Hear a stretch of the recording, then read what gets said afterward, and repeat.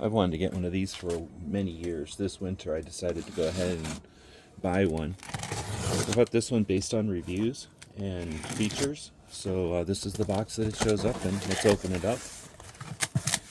I wasn't sure if I'd be assembling it. Looks like this is the fireproof mat that goes underneath. Oh, I didn't know there's a set of gloves. There are some instructions here, but it is pretty much put together. So I'm just going to pull it up out of the box here. Move the box out of the way.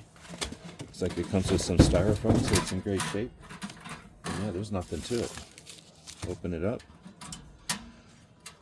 Open the door there. And here's the chimney.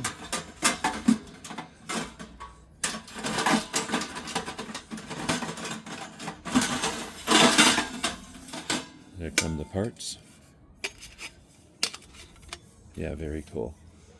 This is actually a little nicer than I thought. I expected it to be. Little thing to move the deal there. Yeah, this is cool. So I'm going to highly recommend this one. I'm glad I bought it. It's heavy duty. This is pretty thick.